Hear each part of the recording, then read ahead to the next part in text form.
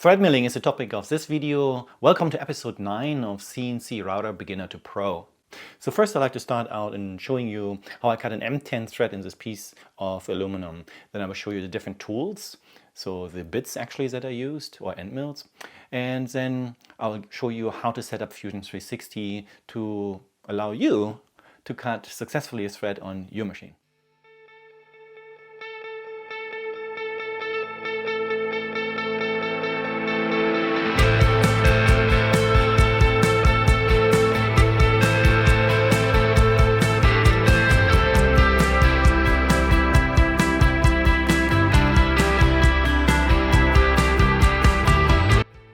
So in the last video we made the plate actually for the C touch-off probe, and I like to add that since I have this one here, I enjoy it so much. It makes the tool changes so much faster and it is super accurate. So if you're in business of building one or getting one, check out my website.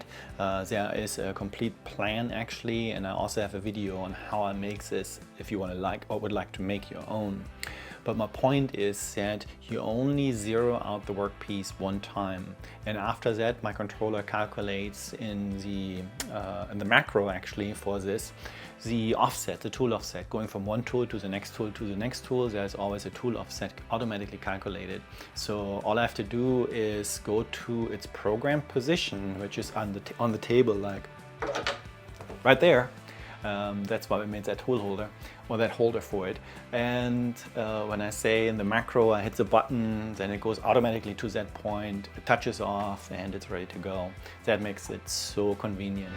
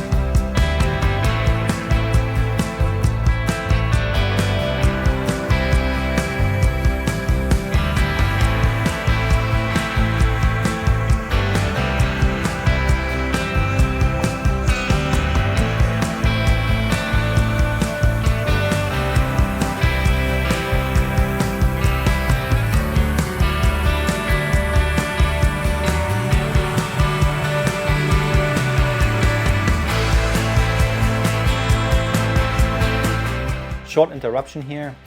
If you find value in this video, can you please leave me a like? This topic is rather a niche and I don't think it's gonna get many views. And with your like, you can support my channel. Thank you.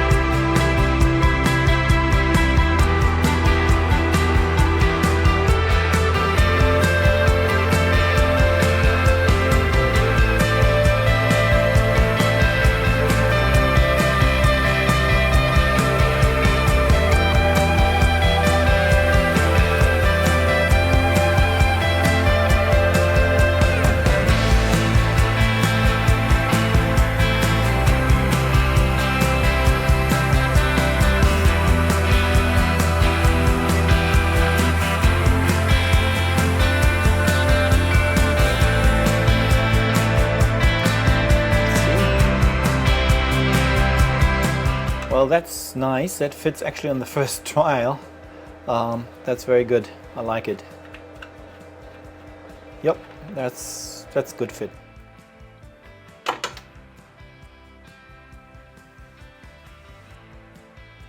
Surface finish is good for the top surface, and I think I also like how the thread looks like inside.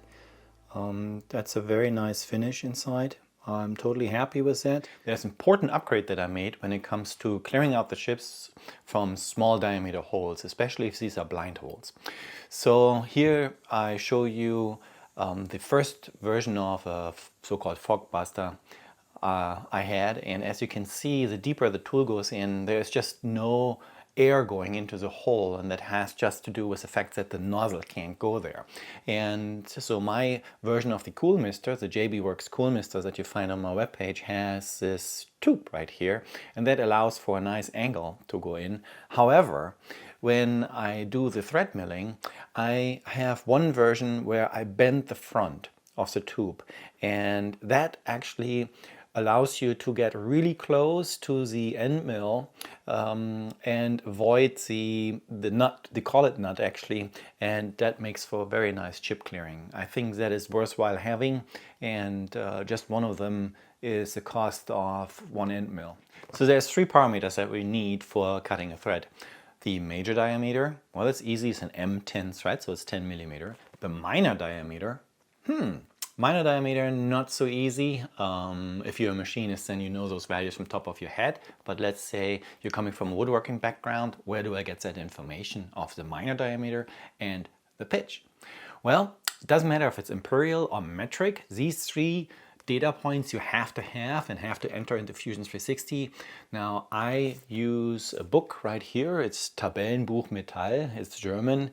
You know what, I have this book for 35 years and it's still floating around in my shop, and I found an English version of this. It's not cheap, it's about 50 bucks, but it's all metric, just know that. So it's the English version, but it's all metric. And if you are more the imperial guy, then I can recommend you get the machinery handbook. It's a bit more bloated. There's a lot of information in there that most likely you won't need, but there's also a narrowed down version. It's more focused actually, and I can recommend that. The price is I think around $20 or $25 on Amazon. I'll leave you a link.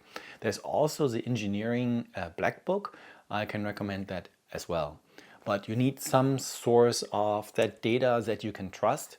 So if you go on Google and look it up, then look at DIN 13. There's also an ISO standard. Don't have the new ISO standard from top of my head. If I find it, I put it up here. But so DIN 13, if you look at up a table, it will give you the right information. So one of the challenges will be to purchase your first thread mill. And I do recommend the brand name here, but I can also tell you they're really expensive. It usually starts around $100 and up, and chances are that you break one in the beginning. So my recommendation is, for the very first setup you make, to just validate that everything is good, use just pink foam. You can just glue 2 pieces together or 1 thicker piece and just make everything you plan to do in this pink foam. If you crash something, your end mill will most likely survive. So next is that I found an American vendor that I really like when it comes to that. The end mill is only $30 and it's a metric end mill. It's difficult. Their webpage is kind of like difficult to maneuver, I think. It's a bit outdated, but it is onlinecarbide.com. Onlinecarbide.com. They have a 6 millimeter end mill, and it's difficult to find on their webpage, but it's 99240. So 99240. And this particular one is M-C3, but if you type in M-C3, it doesn't come up. But the 99240, that one comes up, and I think it comes up as a non-metric or so. Have a look around is what I'm saying. This one here by Online Carbide has, I think, a total of 300 holes now behind it, and it's still sharp and still cuts. I can recommend it, especially for the price. So when you browse online, you're going to find 3 different types of thread mills, and the first one is a multi-point thread mill. So it has a number of teeth that are stacked on top of each other, and with 1 pass around or 2 passes around following the pitch, it will make all of the thread at once. That is the advantage. So it's fast, just 2 times and it's all done.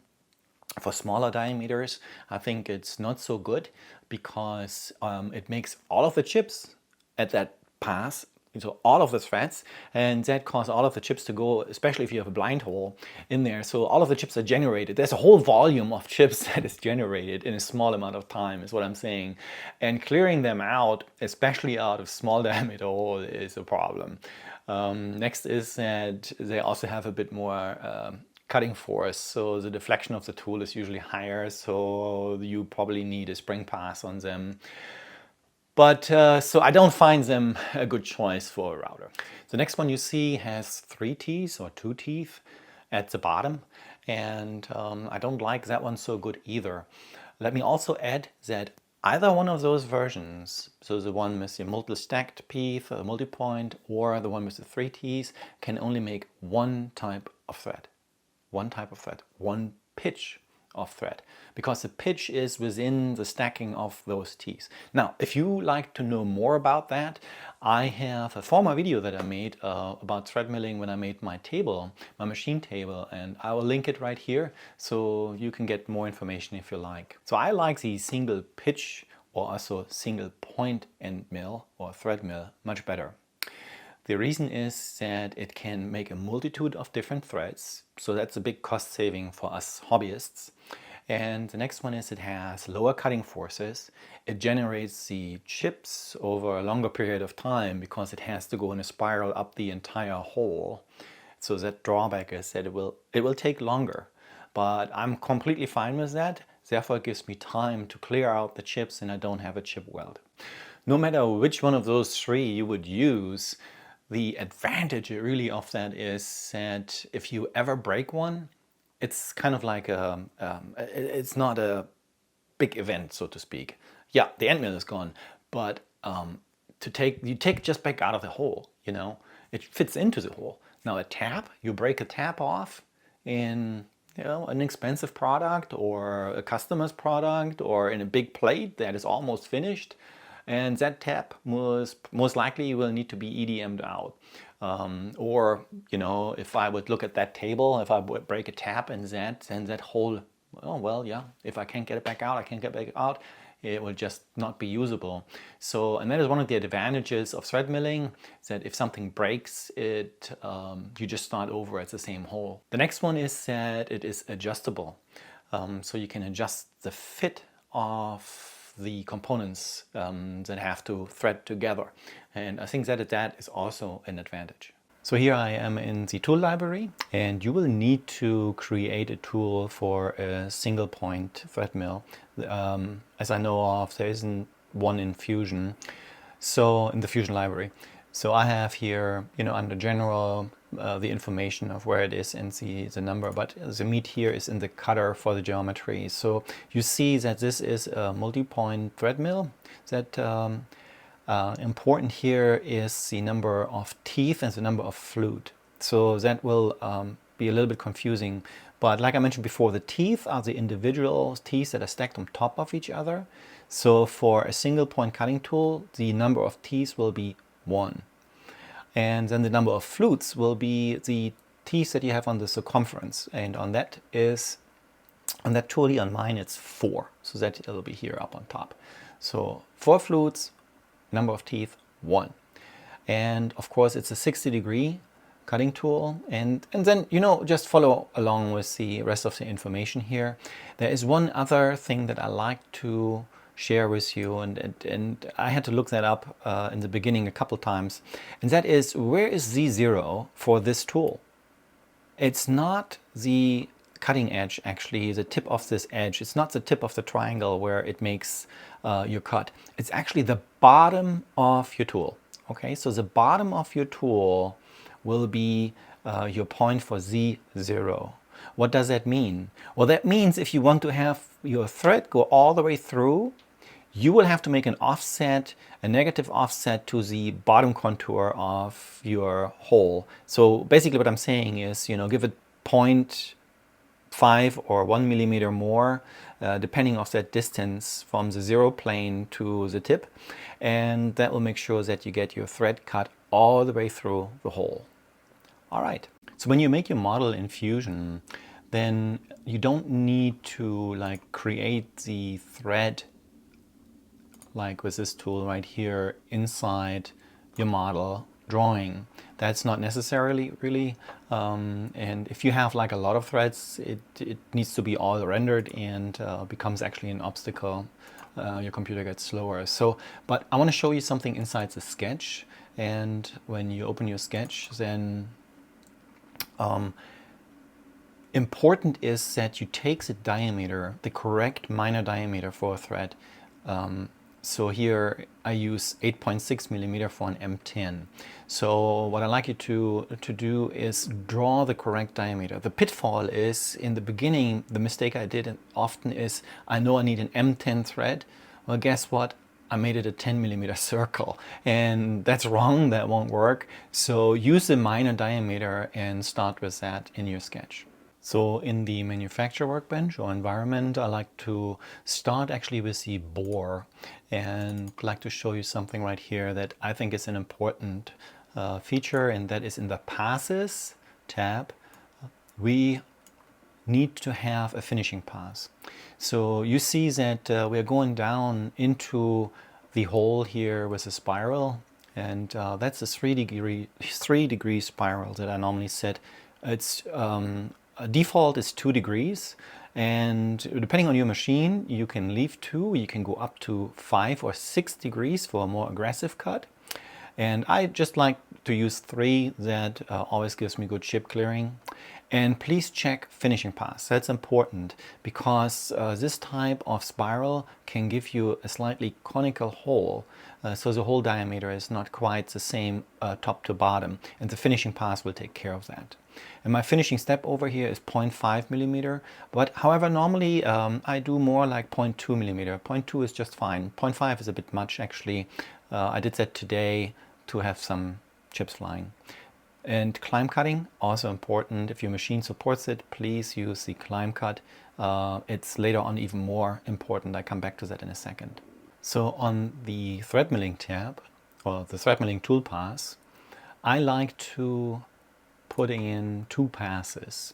So let's go to the passes tab, and so you're going to select the contour. It's a right-hand thread, and the thread pitch here for an M10 is 1.5. You need to put that in. The pitch diameter offset, I choose in this setting here, or in this test, 1.4. And like I told you before, amazingly enough, actually it fit right on the first try.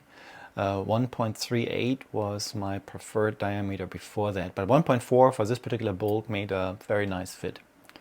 So it's the major diameter minus the minor diameter, and you'll find a picture to that. So we want multiple passes. I find in aluminum 2 passes to be, okay, that will work. Don't do 1 pass. I think 2 passes is the minimum. I used to do also a spring pass, and I find that I really don't need that spring pass.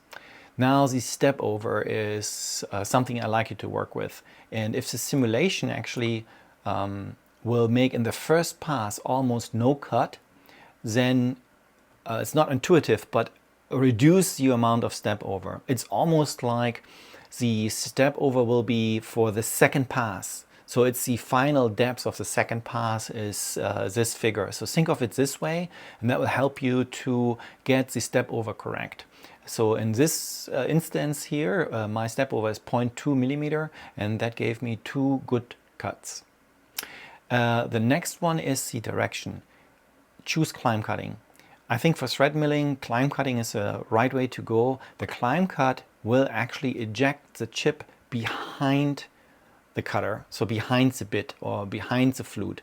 And that is important versus conventional cutting. It will actually eject in front, and then you will just re-chew potentially those chips, and like you know by now, is that that's a risk for chip weld. So do the climb cut if your machine allows for it. All right, that is it. All right, that was everything about thread milling. Now we have 1 episode left actually, so the entire course is 10 episodes, and in the next one I'm going to show you how I cut steel, and that will wrap up then the complete series of CNC Router Beginner to Pro. So I hope I catch you in the next one. Take care. Bye.